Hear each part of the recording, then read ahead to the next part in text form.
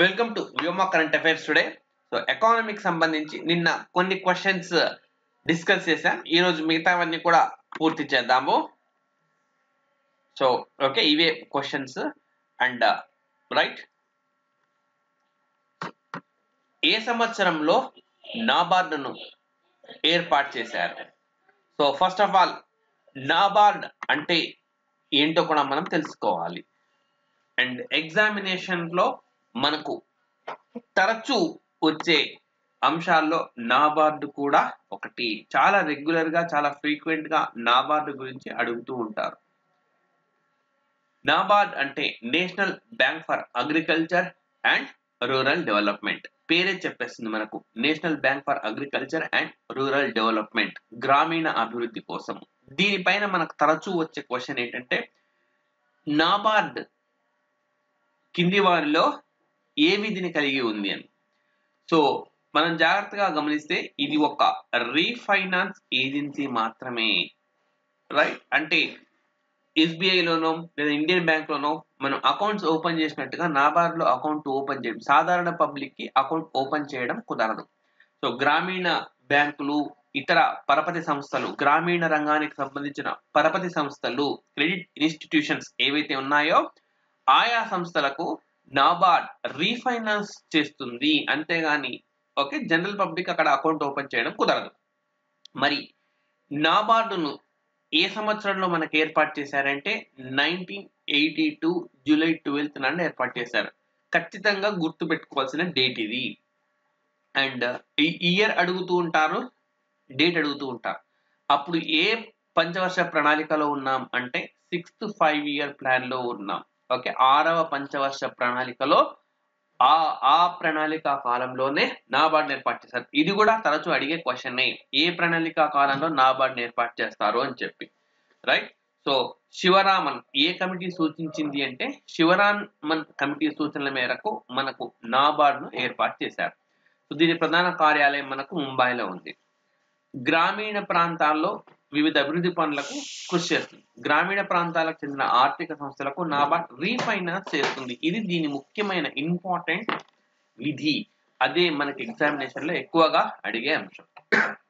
Next okay, చాలా important question. Current issue రీత్యా ఇది బాగా ఇంపార్టెంట్.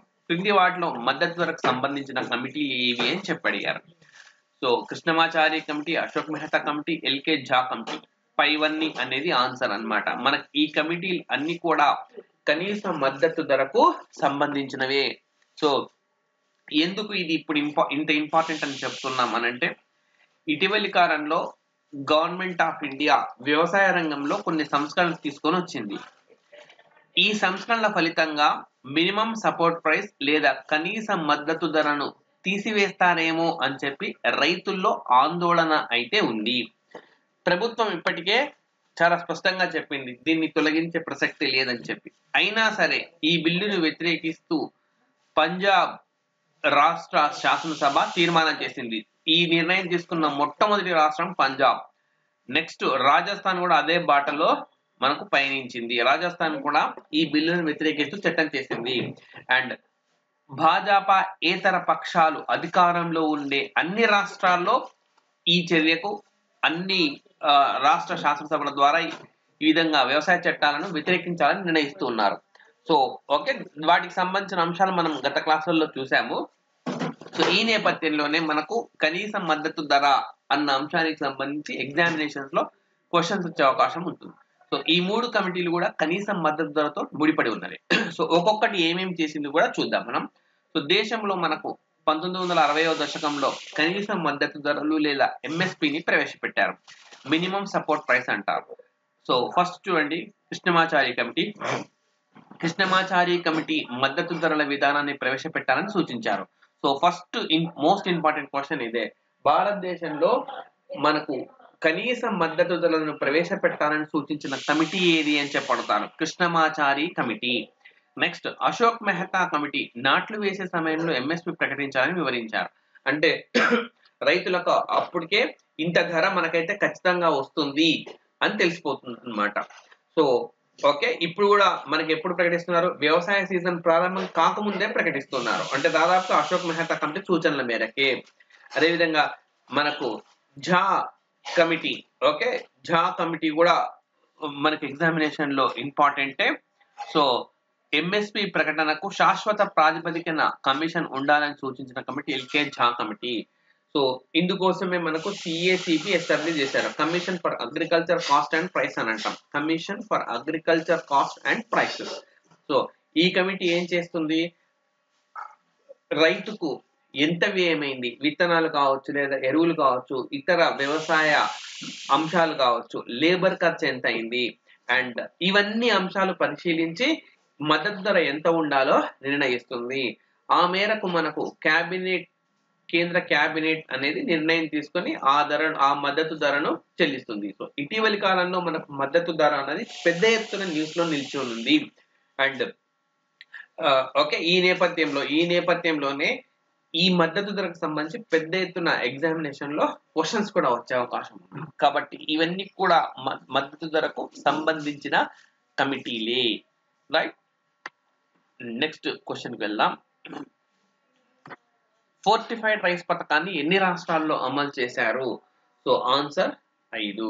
నిజానికి 15 రాష్ట్రాల్లో అమలు చేయాలని చెప్పి ప్రారంభించారు, ఒక్కొక్క రాష్ట్రంలో ఒక్కొక్క జిల్లా, మొత్తం 15 జిల్లాల్లో, కానీ కేవలం 5 రాష్ట్రాల్లో మాత్రమే అమలు చేశారనమాట, రైట్. సో మనకు ఫిబ్రవరి 2019 దీన్ని ప్రారంభించారు.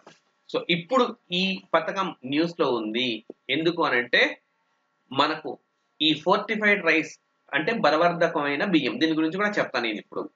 ఐసిడిఎస్ మధ్యాహ్న భోజన పథకాల ద్వారా అమలు చేయాలని తాజాగా నిర్ణయించారనమాట, ఇంకా విస్తృతంగా. అసలు ఫోర్టిఫైడ్ రైస్ అంటే ఏంటంటే మనకు ఓకే సన్న బియ్యాన్ని సేకరించి దాన్ని ఏం చేస్తారనంటే గ్రైండ్ చేసి, ఓకే, మెత్తని పిండిలాగా చేసి అందులో మనకు బాగా బలవర్ధకమైన లైక్ జీడిపప్పు, బాదం పప్పు ఇట్లాంటి డ్రై ఫ్రూట్స్ తో వాటిని కూడా పిండిగా చేసి మిక్స్ చేస్తారు. మొత్తం ఈ ఓకే ఈ విధంగా తయారైన ఫ్లోర్ లేదా పిండి ఏదైతే ఉందో దాన్ని ఓకే బియ్యంతో కలుపుతారనమాట. ఇప్పుడు మధ్యాహ్న భోజన పథకానికి అమలు చేసే బియ్యం ఏదైతే ఉందో ఆ బియ్యంలో కలిపి దాన్ని వండేస్తారు. సో దీనివల్ల ఏమవుతుంది అంటే వాళ్లకు ఓకే బలవర్ధకమైన ఆహారం అనేది అందుతుంది. దీంతో పోషకాహార లోపం అనేది తగ్గిపోతుంది, అనీమియా అంటే రక్తహీనత కూడా తగ్గిపోతుంది. సో ఫోర్టిఫైడ్ రైస్ పథకాన్ని ఏ లక్ష్యంతో అమలు చేయడానికి యత్నిస్తున్నారు అంటే పోషకాహార లోపం తగ్గించడం, ఎనీమియా లేదా రక్తహీనతను తగ్గించడం, ఈ 2 లక్ష్యాలు సాధించడానికి.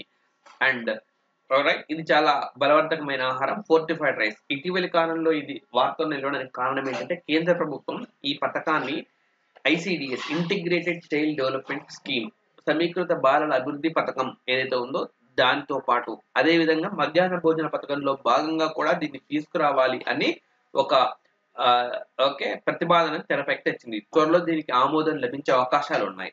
కాబట్టి ఆ సందర్భంలో మనకు అసలు ఫోర్టిఫైడ్ రైస్ అంటే ఏంటి, ఫోర్టిఫైడ్ రైస్ ఇంట్రడ్యూస్ చేయడానికి లక్ష్యం ఏంటి, ఇట్లా మనకు క్వశ్చన్స్ అడగవచ్చు.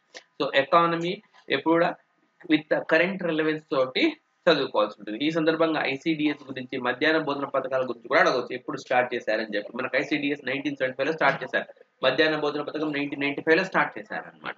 ఇంపార్టెంట్ అది కూడా మనకు. సో నెక్స్ట్ క్వశ్చన్, ఏ రాజ్యాంగ సవరణ ద్వారా మనకు వస్తు సేవల పన్నును తీసుకొచ్చారు? సో దీనికి ఓకే ఎగ్జాక్ట్ ఆన్సర్ మనకు 101. 99వ రాజ్యాంగ సవరణ దేనికి సంబంధించింది అంటే నేషనల్ జ్యుడిషియల్ అపాయింట్మెంట్స్ కమిషన్, జాతీయ న్యాయ సేవల నియామక సంస్థ అది. కాకపోతే సుప్రీంకోర్టు దాన్ని సమీక్షించి ఇది చెల్లదు, ఇది రాజ్యాంగానికి విరుద్ధంగా ఉందని చెప్పేసింది. ఈ 99వ రాజ్యాంగ సవరణ సుప్రీంకోర్టు సమీక్షించింది. 100వ రాజ్యాంగ సవరణ మనకు బంగ్లాదేశ్ తో ఎన్క్లేవ్స్ ఒప్పందానికి సంబంధించింది. అండ్ 102వ రాజ్యాంగ సవరణ ద్వారా ఎన్సిబిసికి రాజ్యాంగబద్ధ హోదా కల్పించారు. ఎన్సిబిసి అంటే national commission for backward classes. So దాన్ని ఇప్పుడు రాజ్యాంగబద్ధ సంస్థగా మార్చి ఆర్టికల్ 338 లో చేర్చారు. సో ఇంపార్టెంట్ ఇది కూడా. మరి ఓకే వస్తు సేవల పన్నుకు సంబంధించింది 101వ రాజ్యాంగ సవరణ. మరి ఈ 101వ రాజ్యాంగ సవరణ సుదీర్ఘకాలం పాటు పట్టిందనమాట భారతదేశంలో అమల్లోకి రావడానికి. అందుకే భారత రాజ్యాంగాన్ని ఏమంటాము, ఇది దృఢ అదృఢ రాజ్యాంగం అంటాడు. భారత రాజ్యాంగం okay Indian constitution is both rigid and flexible. దృఢ అదృఢ. కొన్ని కొన్ని సవరణలు చాలా ఓకే తేలికగా రాజ్యాంగాన్ని సవరించవచ్చు. కొన్ని సవరణలు అలాంటివి చూస్తే మనం చాలా తేలికగా సవరించవచ్చు ఈ రాజ్యాంగాన్ని అనిపిస్తుంది. లైక్ ఫర్ ఎగ్జాంపుల్ ఓకే అగ్రవర్ణాలకు 10% రిజర్వేషన్. అగ్రవర్ణాల్లో అంటే ఎవరైతే పేదలు ఉన్నారో వాళ్ళకు 10% రిజర్వేషన్ కల్పిస్తూ మరి భారత పార్లమెంట్ చట్టం చేసింది.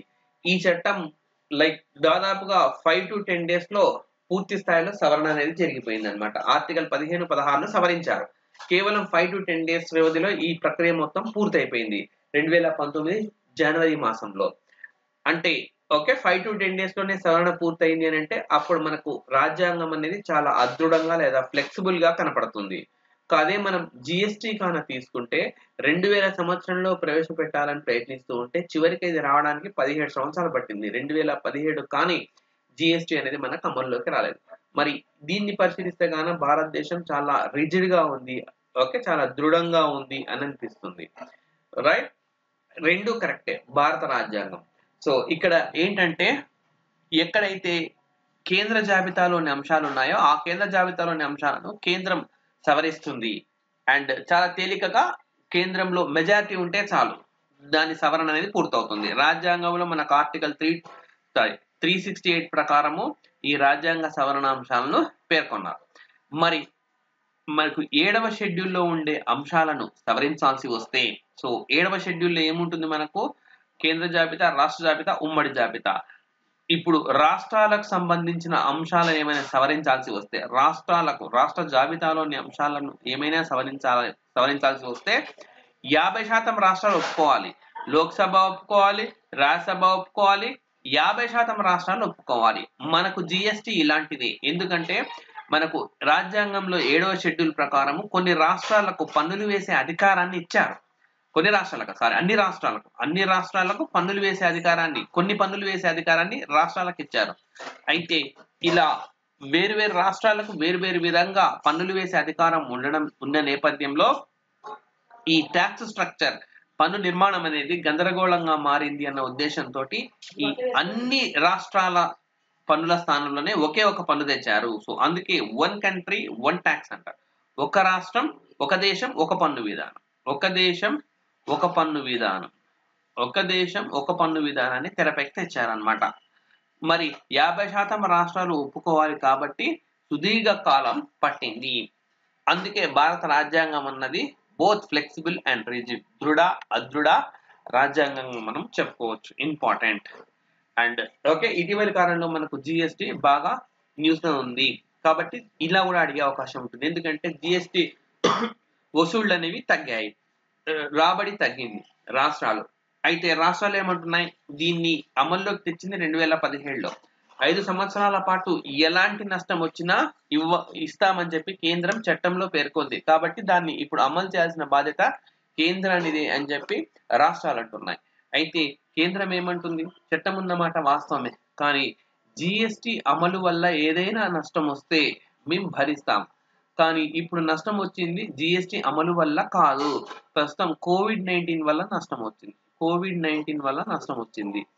అండ్ COVID-19 వల్ల నష్టం వచ్చింది కాబట్టి ఇది యాక్ట్ ఆఫ్ గాడ్ గా పరిగణించాలి, దీనికి కాంపెన్సేషన్ రాదు అని చెప్పి ఆల్టర్నేటివ్స్ ఇచ్చింది. అయితే ఆల్టర్నేటివ్స్ ను వ్యతిరేకిస్తున్న రాష్ట్రాలు కూడా ఉన్నాయి. అందులో తెలంగాణ కూడా ఒక రాష్ట్రం అన్నమాట ఆల్టర్నేటివ్ ని వ్యతిరేకించింది. సో ఈ విధంగా ప్రత్యామ్నాయాన్ని వ్యతిరేకించింది. సో ఈ నేపథ్యంలోనే మనకు జిఎస్టీ గురించిన అంశాలు అన్ని కూడా తెలుసుకోవాల్సిన ఇంపార్టెన్స్ ఉంది. నెక్స్ట్, జూట్ పంట ఓకే దేశంలో అగ్రస్థానంలో ఉన్న రాష్ట్రం పశ్చిమ బెంగాల్.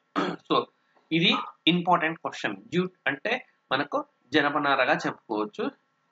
సో దీనికి సంబంధించి కీలకమైన నిర్ణయం ఇటీవలే కేంద్ర ప్రభుత్వం తీసుకుంది. ఏంటి అంటే మనకు ఓకే ఆహార ధాన్యాలను 100% మనకు ఈ జూట్ బ్యాగుల్లోనే ప్యాక్ చేయాలి. కేంద్ర మనకు క్యాబినెట్ తీసుకున్న నిర్ణయం ఏంటంటే ఖచ్చితంగా జనపనార సంచులోనే ప్యాక్ చేయాలి. అదేవిధంగా చక్కెర ప్యాకింగ్ కు 20% ఖచ్చితంగా ఈ సంచులోనే ఉపయోగించాలి. ఏంటి ప్రయోజనం అనంటే జూట్ ఎవరైతే పండిస్తారో ఆ రైతులకి ఇవి ప్రయోజనకరంగా ఉంటుంది. సో భారతదేశంలో పశ్చిమ బెంగాల్లో ముఖ్యంగా ఈ గంగా బ్రహ్మపుత్ర డెల్టా అనేది మనకి పశ్చిమ బెంగాల్లో ఉంటుంది. ఇక్కడ బాగా పండుతూ ఉంటుంది. అండ్ ప్రపంచంలో కూడా భారతదేశం ప్రస్తుతం అగ్రస్థానంలో ఉంది. ఒకప్పుడు బంగ్లాదేశ్ ఉండింది. బంగ్లాదేశ్ ను దాటి భారతదేశం ప్రస్తుతం అగ్రస్థానంలోకి వచ్చింది. అండ్ అక్కడ ఆ భూమి అక్కడ అనుకూలంగా ఉంటుంది కాబట్టి తక్కువ ధరకే అక్కడ పండించే అవకాశం అనేది ఉంటుంది. ఈ నేపథ్యంలో విరివిగా రైతులు జూటిని అక్కడ జనముని పండిస్తూ ఉన్నారు. అండ్ అదే విధంగా మనకి ఇటీవలి కాలంలో మెల్లిమెల్లిగా ప్లాస్టిక్ అనేది తగ్గిస్తూ వస్తున్నారు. ఓకే, ప్లాస్టిక్ కవర్లు దాదాపుగా నిషేధించారు కొన్ని మైక్రాన్ల వరకు. సో ఈ ప్లాస్టిక్ లేని నేపథ్యంలో ఖచ్చితంగా ఆల్టర్నేటివ్ గా జూటు తయారు చేసిన బ్యాగుల్నే ఉపయోగిస్తున్నారు. ఈ నేపథ్యంలో జూటుకు కూడా మనకు విపరీతంగా డిమాండ్ పెరిగింది. డిమాండ్ పెరిగినందుకు మరి అక్కడ పశ్చిమ బెంగాల్లో రాయితీలు కూడా ఇవ్వడం వల్ల కాస్ట్ ఆఫ్ ప్రొడక్షన్ తగ్గి ఆ రాష్ట్రం ప్రస్తుతం లీడింగ్ లో ఉంది. అండ్ ప్రపంచంలో ప్రస్తుతం భారతదేశమే లీడింగ్ లో ఉంది. సో ఇంపార్టెంట్ ఇది కూడా. అండ్ ఓకే, నెక్స్ట్ కింది వాటిలో జాతీయ గణాంక కార్యాలయం రూపొందించే సూచి ఏది అని చెప్పి అడిగారు. సో ఇంపార్టెంట్ ఈ సూచీలో మనకు కార్మిక మంత్రిత్వ శాఖ అదే విధంగా జాతీయ గణాంక కార్యాలయం ఈ రెండు కూడా విడుదల చేస్తాయి. కార్మిక మంత్రిత్వ శాఖ కొన్ని, జాతీయ గణాంక కార్యాలయం నేషనల్ స్టాటిస్టికల్ ఆఫీస్. ఈ కార్మిక మంత్రిత్వ శాఖ మనకు CPI-IW అంటే ఇండస్ట్రియల్ వర్కర్స్, అదే విధంగా CPI-AL, CPI-RL. AL అంటే అగ్రికల్చర్ లేబర్, RL అంటే రూరల్ లేబర్. వీటిని రిలీజ్ చేస్తుంది. అదే విధంగా మనకు NSO వచ్చేసి CPI అర్బన్ రూరల్ విడుదల చేస్తుంది. చాలా ఇంపార్టెంట్, ఇవి అడుగుతూ ఉంటారు. ఇటీవలి కాలంలో మనకు ఇండస్ట్రియల్ వర్కర్ అనేది న్యూస్ లో ఉంది. ఎందుకనంటే దీని ఆధార సంవత్సరం 2001 నుంచి 2016 కు మార్చారు. ఓకే, దీని ఆధార సంవత్సరం 2001 నుంచి 2016 కు మార్చారు. బేస్ ఇయర్ ని ఓకే 100 గా పరిగణిస్తారు. సో ఇది ఏంటి అనంటే ఫర్ ఎగ్జాంపుల్ మామూలుగా ద్రవ్యోల్బణాన్ని లెక్కించాలి అనంటే బాస్కెట్ ఆఫ్ గూడ్స్ అండ్ నిర్ణీత సంఖ్యలో మార్కెట్ ని చూస్తారు. ఓకే, ఒక సింపుల్ గా చెప్పాలి అంటే మనకు ద్రవ్యోల్బణం అంటే ధరల పెరుగుదల. ఇంకా ఖచ్చితంగా చెప్పాలి అంటే అది కొంత నిర్ణీత కాలంలో నిర్ణీత వస్తువుల ధరల్లో పెరుగుదల. ఎప్పుడు ఓకే నిర్ణీత కాలంలో అవి నిరంతరాయంగా పెరుగుతూనే ఉంటున్నాయి అనుకోండి, రైట్. సో దాన్ని అప్పుడు ద్రవ్యోల్బణంగా పరిశీలిస్తాం. ఓకే, ఫర్ ఎగ్జాంపుల్ కొన్ని బాస్కెట్ ఆఫ్ గూడ్స్ అనేవి తీసుకుంటారు. బాస్కెట్ ఆఫ్ గూడ్స్ ఒక 10 నుంచి 20 వస్తువులు తీసుకున్నారు అనుకోండి. ఈ వస్తువుల ధరలు ఎలా పెరుగుతూ ఉన్నాయి పరిశీలిస్తూ వెళ్తారు అన్నమాట. ఇవి క్రమంగా పెరుగుతూ ఉంటే ద్రవ్యోల్బణం ఉన్నట్టు. సో ఇక్కడ ఏదో ఒక పీరియడ్ లైక్ సే ఓకే జనవరిలో ఇక్కడ ఇవి మొత్తం 10 నుంచి 20 రకాల వస్తువుల ధర ఒక 50 రూపీస్ అయి ఆ తర్వాత ఇక్కడికి వచ్చి 60 రూపీస్ అయిందనంటే సో ఓకే 10/50 ఇంటూ 100 అనేసి లెక్క కట్టేస్తారు. ఇంత మేర ద్రవ్యోల్బణం అనేది మనకు ఓకే పెరిగింది, 20% మేర పెరిగింది అని చెప్పి నిర్ణయిస్తారు అనమాట. సో అయితే ఇది జనరల్ పబ్లిక్. ఇండస్ట్రియల్ వర్కర్ నిర్ణయించేటప్పుడు ఈ ఇండస్ట్రియల్ వర్కర్స్ కు అవసరమైన వస్తువులు వేరుగా ఉంటాయి. సో అతను ఉపయోగించే వస్తువుల ధరల్లో ఏ విధంగా తేడా వచ్చింది, ఏ విధమైన మార్పు వచ్చింది, ఎంత మేర పెరిగింది అని పరిశీలించేదే ఇండస్ట్రియల్ వర్కర్. సో ఎందుకు ఇండస్ట్రియల్ వర్కర్ ఒకటే స్ట్రెస్ చేస్తున్నామంటే ఇటీవలి కాలంలో దీని బేస్ ఇయర్ ను మనకు 2001 2016 కు మార్చారు. సో ఈ నేపథ్యంలోనే అడుగుతారనమాట. So important, right. Next okay last question discuss చేద్దాం. ప్లాన్డ్ ఎకానమీ ఫర్ ఇండియా అనే పుస్తకాన్ని రాసింది ఎవరు అని అంటే మనకు మోక్షగుండం విశ్వేశ్వరయ్య రాశారు. సో ఓకే ఆయన భారతదేశంలో ప్రణాళికలకు సంబంధించిన మొట్టమొదటి అటెంప్ట్ గా దీన్ని మనం చెప్పొచ్చు. Very very important. అండ్ ప్రస్తుతం ప్రణాళికా సంఘం స్థానే మనకు నీతి ఆయోగ్ అనేది ఏర్పాటైంది. ప్రణాళికా సంఘం ప్రణాళికలను అమలు చేసింది. అదేవిధంగా నీతి ఆయోగ్ కూడా ప్రణాళికలను అమలు చేస్తుంది. కాకపోతే ప్రణాళికల తీరు మారింది ఇప్పుడు. సో భారతదేశంలో ప్రస్తుతం ప్రణాళికా సంఘం లేదు, కానీ ప్రణాళికలు అనేవి ఉన్నాయి. ప్రణాళికల తీరు మాత్రమే మారింది. సో ఇంపార్టెంట్ ఇది. Mokshagundam Visvesvaraya planned economy for India అనే పుస్తకాన్ని రాశారు. అదేవిధంగా ఇక్కడ మనకు కనబడుతున్న లోక్నాథ్, ఇవన్నీ కూడా ఎగ్జామినేషన్ లో వచ్చిన బిట్స్. మనకు లోక్నాథ్ రాసిన పుస్తకం ప్రిన్సిపల్స్ ఆఫ్ ప్లానింగ్ అని చెప్పి, and economic reconstruction of India అనే పుస్తకాన్ని మనకు ఓకే లోక్నాథ్ ఇంకొకటి కూడా రాశారు ఆయన. అండ్ అదే విధంగా విశ్వేశ్వరయ్య రాసిన ప్లానెడ్ ఎకానమీ ఫర్ ఇండియా దేశంలో ప్రణాళికకు సంబంధించి తొలి పుస్తకంగా చెప్పొచ్చు. అండ్ అదేవిధంగా వ్యవసాయ రంగంలో మిగులు శ్రామిక శక్తిని పారిశ్రామిక రంగం వైపునకు తీసుకెళ్లడం ద్వారా జాతీయ ఆదాయాన్ని రెట్టింపు చేయొచ్చు అని చెప్పాను. సో మనకు తెలిసింది ఈనాటి కూడా భారతదేశంలో మనకు వ్యవసాయ రంగంలో అవసరమైన వాటి కంటే కూడా ఎక్కువ మంది పనిచేస్తూ ఉన్నారు, అవసరమైన వాళ్ళ కంటే కూడా.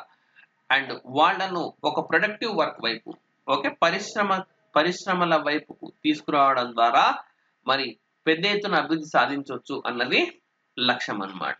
సో ఆ లక్ష్యంతో ఈయన ఈ అంశాలని కూడా ప్రస్తావిస్తూ బుక్ ను తీసుకొని వచ్చారు.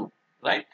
సో ఓకే, ఆస్పిరెంట్స్ అందరికి కూడా ఓకే ఒక చిన్న రిక్వెస్ట్, నవంబర్ మంత్ కి సంబంధించి కరెంట్ అఫైర్స్ 99 రూపీస్ కి వ్యోమ అందిస్తూ ఉంది. ఓకే, 99 రూపీస్ కి అందిస్తూ ఉంది. ఇందులో మీకు డైలీ కరెంట్ అఫైర్స్ అప్లోడ్ చేయడంతో పాటు పీడిఎఫ్ ని కూడా అందిస్తూ ఉన్నాము. So and okay, November month అయిపోయినాక 2 ఎగ్జామ్స్ కూడా మనం కండక్ట్ చేస్తూ ఉన్నాం. సో ఈచ్ 25 క్వశ్చన్స్ తోటి అండ్ వాటికి సంబంధించిన వివరణ కూడా మేము పూర్తిగా ఇస్తున్నాం వీడియోల రూపంలో. అండ్ ఈ నేపథ్యంలో ఆస్పిరెంట్స్ అందరూ కూడా ఈ కోర్సుకి ఎన్రోల్ చేసుకోవచ్చు. నవంబర్ మంత్ కి ఎన్రోల్ చేసుకున్న వాళ్ళకి July, August, September current affairs పూర్తిగా ఫ్రీగా వీడియోస్ రూపంలో అందిస్తూ ఉన్నాం. సో ఈ అవకాశాన్ని అందరు ఆస్పిరెంట్స్ ఓకే ఉపయోగించుకోవాలని కోరుతున్నాం. ఇప్పుడే వ్యోమ ఆన్లైన్ ఎడ్యుకేషన్ యాప్ ను డౌన్లోడ్ చేసుకొని మీరు క్లాసులని అప్డేట్ గా వినొచ్చు. Thank you very much.